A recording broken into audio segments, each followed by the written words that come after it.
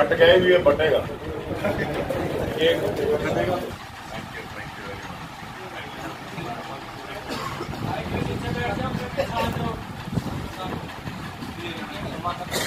भाई रवनीत सिंह मलिक जी और आदरणीय सभी उपस्थित साथी,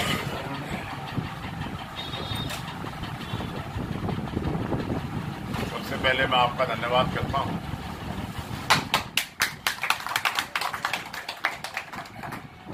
कि आपने मुझे मेरे 62वें जन्मदिन पर बधाई दी।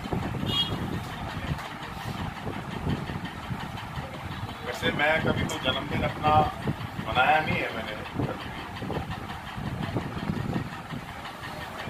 लेकिन मुझे तो यहाँ के पता लगा कि आप लोगों ने ये कार्यक्रम किया हुआ है, लेकिन फिर भी मैं आपका हार्दिक धन्यवाद है, आपका प्रेम है, आदर है कि आपने मुझे यहाँ आकर सम्मान दिया और मेरे लिए शुभकामनाएं। आदरणीय मित्रों, मेरे लिए जन्मदिन एक संकल्प दिवस के रूप में मैं समझता हूँ। इस दिन संकल्प लेना चाहिए, कुछ नया इरादा, कुछ नया कर गुजरने की इच्छा होनी चाहिए, वरना जन्मदिन के मनाने का कोई फायदा ही नहीं। अगर आप नई इच्छा के साथ, नए संकल्प के साथ अपने जीवन में आगे ना बढ़े।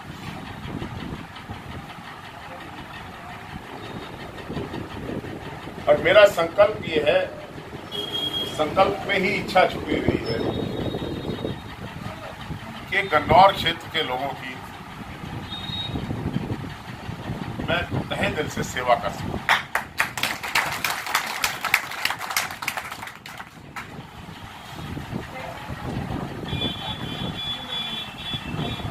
परसों जब मैं आया सोमवार को, मैंने विस्तृत बात कही थी, राजनीतिक रूप से काफी साथी उस दिन भी थे। आप भी संकल्प लें, आप ये संकल्प लें कि चुनाव का समय आ गया, पार्लियामेंट का इलेक्शन है, वो भी आपको और मैंने ही लड़ना है। यहाँ पर जो हमारा कैंडिडेट होगा वो तो 1-2 दिन आज ही लगा के चला जाएगा, उसके पास कितना समय होता है। इलेक्शन तो कार्यकर्ता लड़ते हैं। मैं भी जब गांव में जाता हूँ इलेक्शंस में, चौपाल में बैठ के भाषण दिया और अगले गांव में पहुंचे। आप लोग लड़ते हैं मेरा चुनाव, मेरा क्या कोई भी उम्मीदवार है उसका चुनाव कार्यकर्ता लड़ते।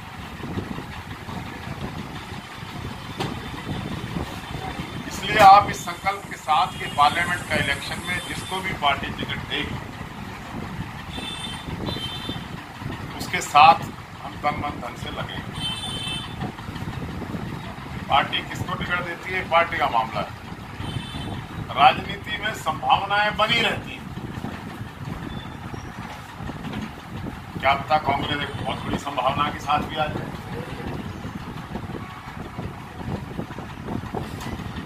लेकिन लोगों को समझाने वाली बात ये है कि जो आडंबर भारतीय जनता पार्टी ने आज के दिन रचा हुआ, इसका पर्दाफाश होना चाहिए।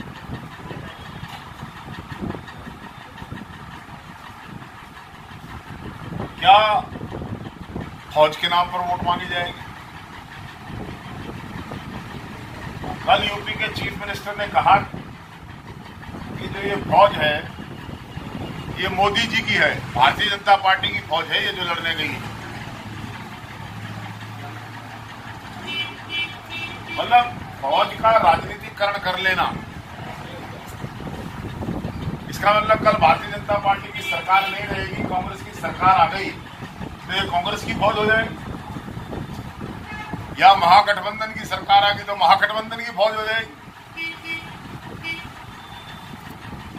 इस प्रकार के आडंबर अपने आप अपने बयानों में उलझ रहे हैं। जिस दिन बालाकोट की स्ट्राइक हुई उस दिन किसने कहा था 300 मारे गए? फौज ने तो नहीं कहा। फौज ने कहा हमने तो टारगेट हिट किया है, हमने तो गोले फेंके, हमें क्या पता नीचे कौन मर गया। किसने कहा था? बीजेपी ने कहा कि 300 मारा है हम। उनके प्रेसिडेंट ने कहा। और अगर कोई सबूत मांगे तो कहेंगे देशद्रोही है। फौज का मनोबल तोड़ रहे हैं। अरे झूठ बोलकर आप मनोबल तोड़ रहे हैं देश का। हो गया बालाकोट भी। 1971 में पाकिस्तान के 2 टुकड़े कर दिए थे। क्या आज तक कांग्रेस इसी बात की वोट मांगे कि हमने पाकिस्तान के युद्ध जीतकर पाकिस्तान के 2 टुकड़े कर दिए थे, इसलिए हमें वोट दो? मैं मोदी जी से कहना चाहता हूं, मोदी जी वोट देंगे लेकिन ये बताओ तुमने डेवलपमेंट क्या की? आपने पिछली बार ये कहा था गुजरात मॉडल लागू करेंगे, देश को गुजरात मॉडल के माध्यम से आगे बढ़ाएंगे। उसका जवाब दो कि देश कैसे आगे बढ़े। बोलो मांगना चाहिए कि नहीं मांगना? कौन सी डेवलपमेंट हुई? हम ये जानना चाहते हैं कि 10 करोड़ लोगों को रोजगार देने का वायदा देश के प्रधानमंत्री ने किया था। 4 करोड़ 73 लाख लोग बेरोजगार हुए हैं डीमोनेटाइजेशन और जीएसटी की वजह से। फैक्ट्रियां बंद हुई, काटे हुए लोगों। इस बात की बात करो। 2-2, 4-4, 6-6 साल की कन्याओं के साथ बलात्कार हो रहे हैं, कत्ल हो रहे हैं, कानून व्यवस्था का दिवाला निकला हुआ है। इस बात की बात करो या हिंदू मुसलमान की बात करोगे? हवाई घोड़े पर सवार हैं जो 20-25 दिन पहले माहौल था, वो आस्ता आस्ता लोगों को समझ में आ रहा है। और झूठ और सत्य में फर्क ये होता है कि सत्य की विजय देर से हुआ करती है, झूठ एकदम प्रिवेल कर जाता है, आग की तरह फैलिया करता है। कल कुरुक्षेत्र में एक धमाका हुआ, आज अखबारों में है, एक सिलेंडर फट गया। कुछ कहा किसी ने कहा वे RDX का विस्फोट, अफवाहों का बाजार गर्म हो गया। अभी तक ये नहीं पता लगा है सिलेंडर फटा कहां है, इसका धमाका हुआ। तो इस प्रकार से झूठ फैलती जा रही है और सत्य जो है इसकी वजह देर से गंभीरता से विचारता है। मैं वोट मांगने जाऊं तो किसके पास जाऊं? मेरा दिल कर रहा था कि चला जाए, किसके लिए जाऊं जब तक पार्टी स्टैंड क्लियर ना कर दे। मेरा ख्याल 15 अप्रैल से पहले किसी भी पार्टी की कोई लिस्ट आएगी। सब ये भी देख रहे हैं कौन किसका है। 10 की दे दी ताकि 10 तक लोगों को दे रहे हैं, फिर 15 की दे देगा, कोई चला रहा खटरा कितनी एक बार बदलो। राहुल गांधी जी ने कहा है कि 72,000 रुपए हर साल किसान को देंगे, गरीब को देंगे, देश की 25 करोड़ जनता को देंगे। जेटली कहता है ये बात तो हो ही नहीं सकती।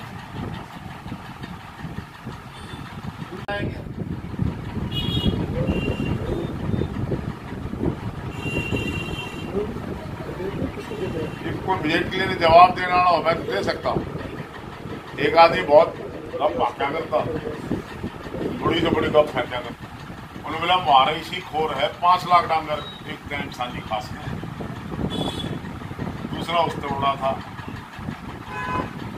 बोला हमारे किसान बांस है, जिस दिन बारिश करनी हो आकाश में बादल हमला और बारिश करवा देंगे, छोड़ के ना बोलता इतना लंबा बांस। हाँ बोला कड़ा दर है भाई, बोला थारी खोर में जुमले मार रहे, 6,000 किसानों को दे रहे, फलाना कर रहे, सारा जुमला है। और हमारा विश्वास ना करो, सरकार बनाओ जो नहीं कराओ 24 घंटे देंगे।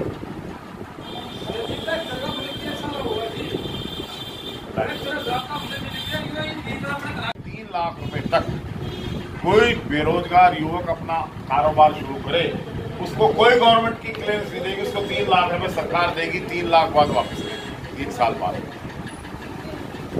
ये स्कीम है। एक दूसरे को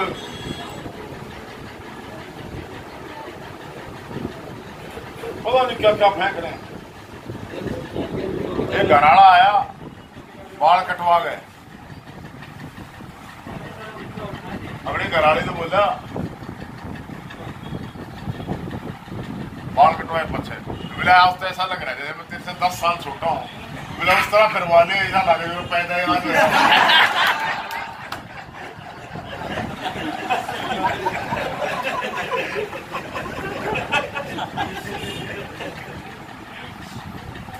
अगर कांग्रेस का इतिहास देखा जाए, क्या बात है कि इंदिरा जी का कत्ल हुआ,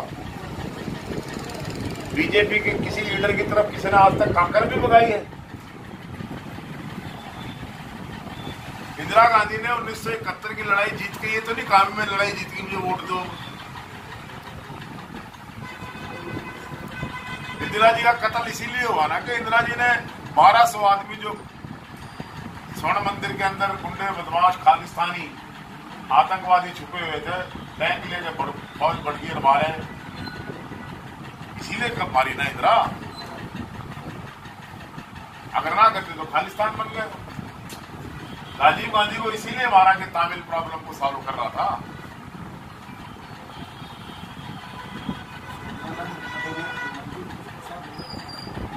सोनिया गांधी ने तो उसकी शहादत में वोट मांगी नहीं, सोनिया गांधी ने तो चुनाव भी नहीं लड़ा। सोनिया गांधी ने तो पहला चुनाव 1999 में लड़ा।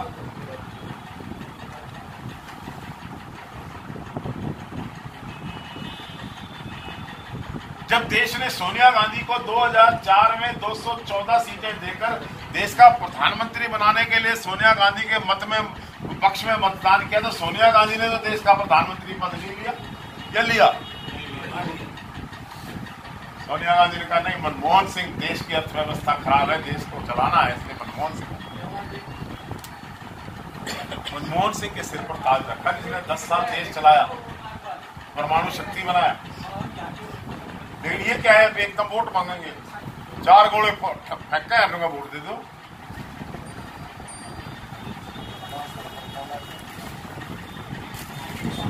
क्यों के चक्कर है? तुम वोट डेवलपमेंट के नाम पे क्यों नहीं मांगते, एम्प्लॉयमेंट के नाम पे क्यों नहीं मांगते, लॉ एंड ऑर्डर के नाम पे क्यों नहीं मांगते? महंगाई क्या नाम, कीमतें घटा दी हैं, किसान को कह रहे हैं 2000 में दिए। किसान कौन सा ऐसा है जिसको 2000 मिले? भाई पराठ खाइए, मिले 20-20 लाख आदमी को गाय 2000 ये जो दिए गए हैं इनसे पूछो, तुमने तो कहा 15 लाख रुपए खाते में आएंगे, खाते खोल लो, 22 करोड़ खाते खुले हैं, उसमें 22 करोड़ लोगों को आए क्या ये?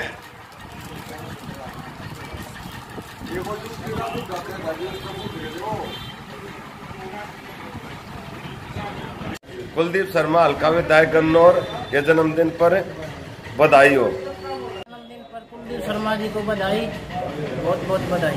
कुलदीप शर्मा की जन्मदिन पर शुभकामनाएं। विधानसभा स्पीकर कुलदीप शर्मा जी का जन्मदिन है, उनको हार्दिक बधाई, धन्यवाद। बड़ी बड़ी खुशी, सारे हल्के में खुशी मना रहे हैं, हर आदमी खुशियों से हार पर आ रहे हैं उनका जन्मदिन आज बड़े हाथ जोड़ के नमस्कार। कुलदीप शर्मा एमएलए गन्नौर के जन्मदिन की हार्दिक शुभकामनाएं देता हूं तथा भगवान से कामना करता हूं कि उनका स्वास्थ्य स्वस्थ रहे, आने वाले समय में वे हरियाणा के चीफ मिनिस्टर बने, गन्नौर हल्के का विकास हो व पूरे प्रदेश का विकास हो। इसी के साथ मैं दोबारा फिर श्री कुलदीप शर्मा जी को हाथ जोड़कर जन्मदिन की बधाई देता हूँ। आशा करता हूँ कि भगवान उनका स्वास्थ्य ठीक रखे और वह लंबे चले रहें। कुलदीप शर्मा जी को उनके जन्म दिवस पर हार्दिक शुभकामनाएं और बधाई। मैं उनकी लंबी उम्र की कामना करता हूं और गन्नौर हल्के की तरफ से मैं उनका धन्यवाद करता हूं। श्री कुलदीप शर्मा जी को उनके जन्म दिवस पर ढेर सारी शुभकामनाएं और हम उनसे उनकी लंबी उम्र की कामना करते हुए उनको ढेर सारी बधाई। धन्यवाद। माननीय पूर्व विधानसभा स्पीकर एमएलए गन्नौर श्री कुलदीप शर्मा जी के जन्मदिन पे आज हम सभी वर्कर मिलके बहुत बहुत हार्दिक बधाई देते हैं और इस खुशी के माहौल पे हम सब एकत्रित होके उनके जन्मदिन की खुशी में मिठाई वितरण कर रहे हैं, प्रसाद बांट रहे हैं और नाच रहे हैं, झूम रहे हैं और खुशी मना रहे हैं। गन्नौर क्षेत्र के लोकप्रिय विधायक, पूर्व स्पीकर माननीय कुलदीप शर्मा जी का जन्म दिवस है। कार्यकर्ता साथी जोर शोर से उनका जन्मदिन मना रहे हैं और मैं इस गन्नौर क्षेत्र का हल्का प्रधान होने के नाते भगवान से प्रार्थना करता हूं, कार्यकर्ताओं की तरफ से भी ये प्रार्थना करता हूं कि माननीय स्पीकर साहब की उम्र बहुत लंबी हो और इस इलाके की और हरियाणा प्रदेश की इसी प्रकार से सेवा करते रहे। हमारी शुभकामनाएं उनके साथ है। जय हिंद, जय भारत, जय कांग्रेस। गन्नौर क्षेत्र हल्का से माननीय कुलदीप शर्मा जी का जन्मदिन है। हम सभी कार्यकर्तागण और समस्त हल्का उनका जन्मदिन मना रहे हैं और उन्हें शुभकामनाएं देते हैं कि वो इसी तरह गन्नौर हल्के का विकास करता रहे।